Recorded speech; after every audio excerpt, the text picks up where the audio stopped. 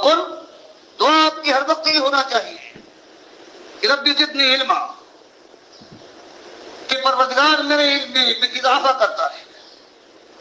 گناہ علم کے اندر بھی درجات ہے، بڑھتا جائے گا برابر. اللہ تعالیٰ کی داد و دہش کی انتہا نہیں ہے، فرمایا یہ دعا کرنا چاہیے. اور اسی کی نسبت سے جب اللہ کے نبی صاحب کو یہ پوچھا جا رہا ہے تو ہم کس شمار میں ہیں؟ ہم کو تو ہم بے حساب لگاتار یہ ہونا چاہیے کہ ہم چاہیے پروردگار ہمیں علم دے، پروردگار ہمارے علم کو سچا علم بنا. آج اس گمراہی کی حالت کے دور میں جو ہر کی حالت علم کی شکل میں پیش کی جا رہی ہے، بنا اور سنوار کر پروردگار اس کے فریب سے کرنا.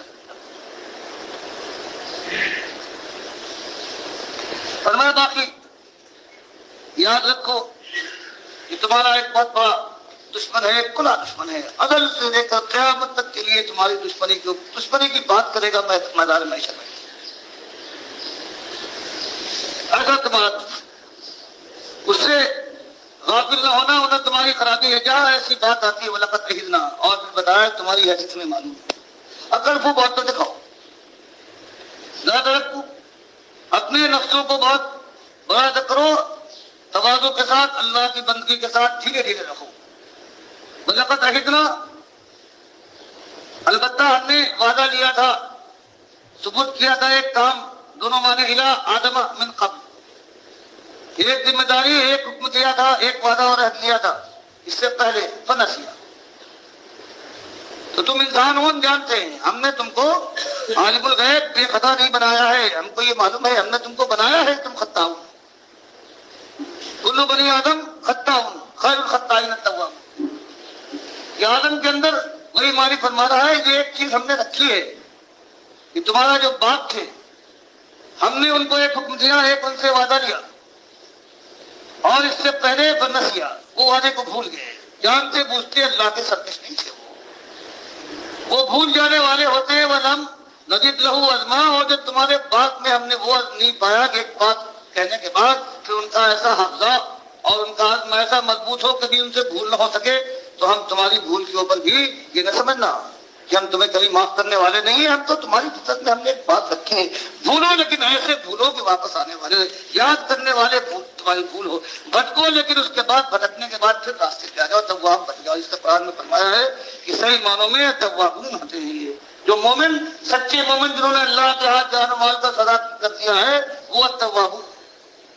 وہ ایسے لوگ ہیں کہ بار بار پرستتے، یہ نہیں کہ فرشتوں کی طرح سے ان کی فطرت میں گناہ کی کوئی چیز نہ رکھی جائے، ان سے غلطی ہو سکتی ہے. اور اس کے بعد فرمایا کہ غلطی کیوں ہوتی ہے، وہی جو اس وقت تمہارے باپ کو بھٹکانے والا تھا، قیامت تک تمہارے ساتھ لگا ہوا ہے. اس لیے اس سے بہت ہوشیار. اس کی کوشش تو یہ ہے کہ تم کو صحیح راستے سے ہٹا کر جہنم کے ایندھن بنوا دے. اور اس لیے عزم کے ساتھ کوشش کرو کہ اس کے داؤ پیچ سے نکل جاؤ، اس کے انجر جو تم پر پھینکے جائے اس سے بس نکلنے کے لیے ہاتھ پیر مارو.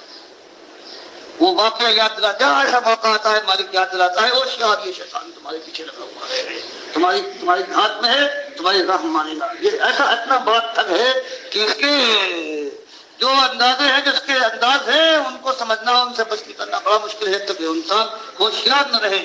فرمایا وہ بات یاد کرو اپنے دشمن کا وہ قصہ اور حکایت یاد کرو. وَإِذْ قُلْنَا لِلْمَلَائِكَةِ اسْجُدُوا لِآدَمَ، ایک وقت ایسا آیا ہے کہ ہم نے حکم دیا فرشتوں کو کہ سجدہ کرو لآدم، آدم کے سامنے جھک جاؤ. فسجدوا، سارے جھک گئے الا ابلیس، ابلیس نے جھکنے سے انکار کیا. ابا، اس نے انکار کر دیا.